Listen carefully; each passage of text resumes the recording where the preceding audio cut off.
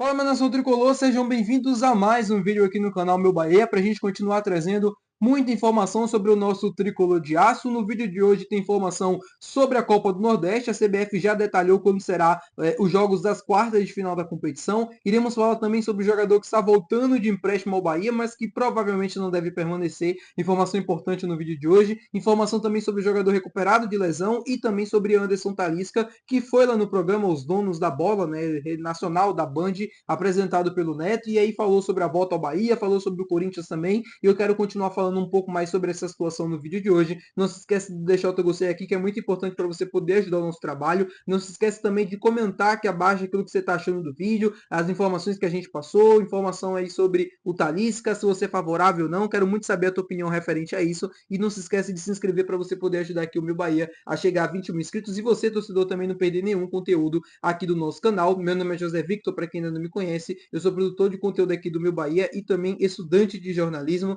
E vamos começar logo esse vídeo para a gente não perder tempo, falando justamente sobre a Copa do Nordeste. Competição tão importante para o Bahia, né? Uma competição muito tradicional dentro da nossa região. A CBF nesse ano, né, foi um planejamento muito ruim de datas. O primeiro semestre ficou muito grande assim com o campeonato estadual e aí a Copa do Nordeste não teve uma atenção devida, né, para o peso que tem a competição. Eu já falei isso aqui algumas vezes no canal, mas eu tenho a impressão que daqui a alguns anos a CBF ela vai acabar de vez com a Copa do Nordeste, porque está cada vez mais ficando sem calendário. Os estaduais vão ser bastante reduzidos, né, na próxima temporada, e já um decreto novo, né, do Sami, novo presidente aí da Confederação Brasileira de Futebol, e eu temo que a Copa do Nordeste também perca um pouco do seu prestígio, que já vem perdendo nos últimos anos. Mas as datas das quartas de final foram definidas, né, finalmente pela CBF. Vai ser no dia 9 de julho, Bahia e Fortaleza se enfrentando na Arena Fonte Nova, jogo às 9h30 da noite. Eu tenho certeza que o torcedor do Bahia vai comparecer em peso, vai empurrar o time para tentar essa classificação para as semifinais e aí depois uma final e uma busca pelo Penta. Bahia que vai ter uma chave inteira de Série A, né? Vai enfrentar o vencedor de Ceará Esporte,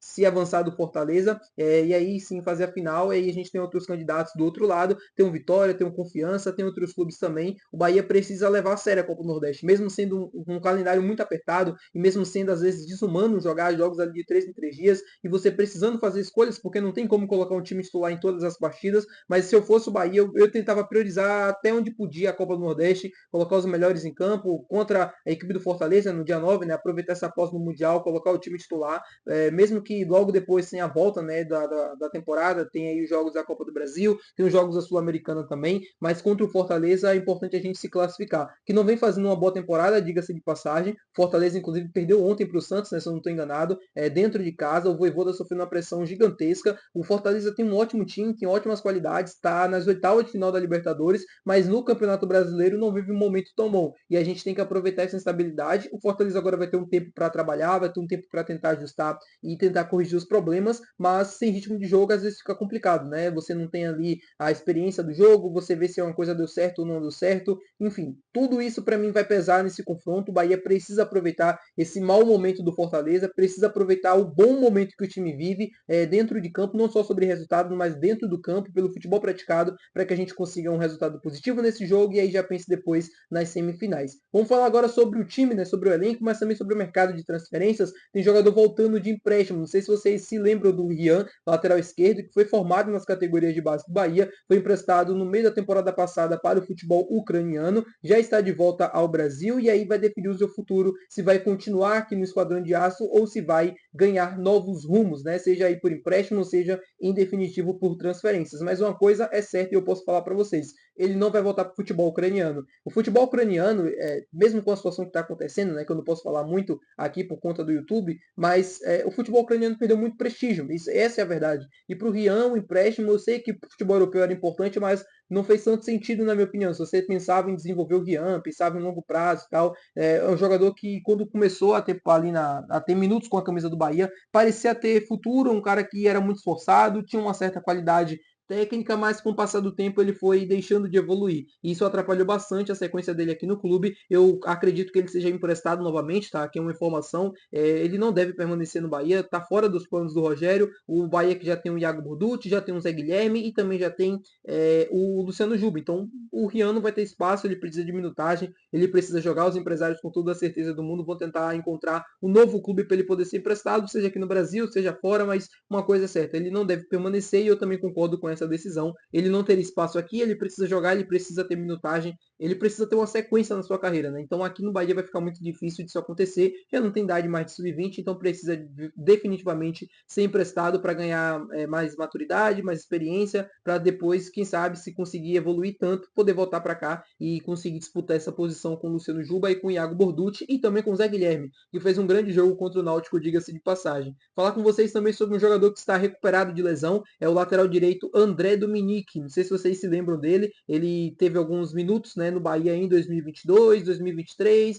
mas logo depois acabou caindo bastante. Um jogador que teve um crescimento assim muito grande, convocações para a seleção brasileira, foi emprestado para o futebol europeu, né, para o Estrela Amadora de Portugal, mas o André, acho que ele deu passos a mais do que ele poderia naquele momento. É um jogador que para mim subiu muito assim a questão da fama do seu jogador e tal, aquela coisa toda, era farra, era festa, e isso tudo atrapalhou o André Dominique, que não teve tantos minutos em Portugal e teve uma lesão muito séria, né, uma lesão ligamentar ali no joelho que deixou ele muito tempo fora dos gramados. O Bahia optou por trazer ele de volta, encerrar esse empréstimo e aí ele se recuperar aqui no clube. Foi feito isso, foi feito isso e aí ele está completamente recuperado agora e aí provavelmente também deve ser emprestado, deve seguir um outro caminho, mas não deve permanecer por aqui. O Bahia que tem o Gilberto, que tem o Santiago Arias, tem outras opções também para a lateral direita, mas tem o Cauã Davi, né, que vem jogando da base. Eu prefiro muito mais esses caras que conseguem trabalhar mais, que conseguem colocar a cabeça no lugar, do que jogadores que ainda não conseguiram se encontrar muito bem. Eu não sei como está o André Dominique hoje, né? Não posso falar por hoje, porque já se passou muito tempo desde da ascensão dele para o time principal do Bahia.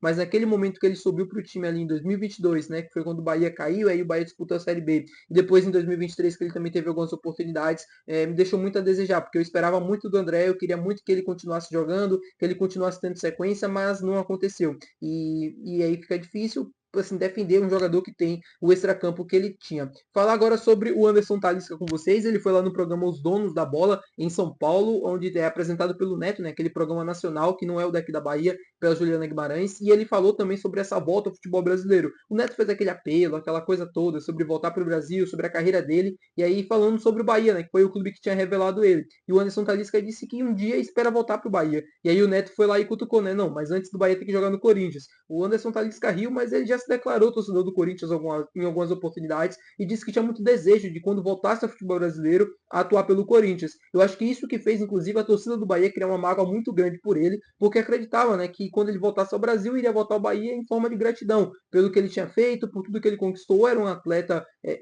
não é um atleta que ainda consegue atuar em muito alto nível e com toda a certeza do mundo, teria muito espaço nesse time do Bahia, agregaria e evoluiria demais.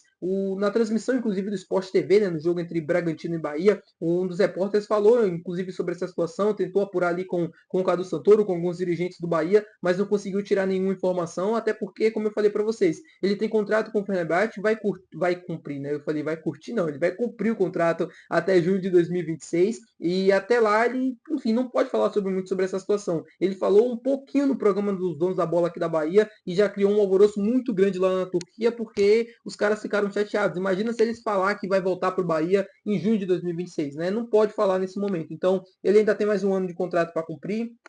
É um jogador que tem muita coisa ainda para conquistar na carreira, ainda é muito jovem perto de outros atletas. Para mim tem muita qualidade, não tão jovem, né? Já tem uma certa idade, mas é um cara que tem muita qualidade, é um cara que ainda consegue jogar em alto nível, na minha opinião, e agregaria demais para o Bahia, seja agora, seja em junho de 2026, seja, enfim, em qualquer momento. Em janeiro ele já pode assinar um pré-contrato e é isso que o Bahia precisa ficar atento, porque a partir do momento que isso poder acontecer, tem que se movimentar, tem que ir atrás, tem que continuar nas conversas para poder alinhar tudo, para que quando chegar esse momento de assinar um pré-contrato ou de assinar um contrato mesmo, seja em definitivo ali em junho de 2026, tudo já esteja devidamente alinhado para que ele possa vir e possa ajudar a gente a conquistar coisas importantes na próxima temporada. Tá bom, meu povo? Muito obrigado por você desse vídeo. Se você gostou, não se esquece de deixar o seu gostei, que é muito importante. Não se esquece de se inscrever no nosso canal. Até o próximo vídeo. Valeu, tchau!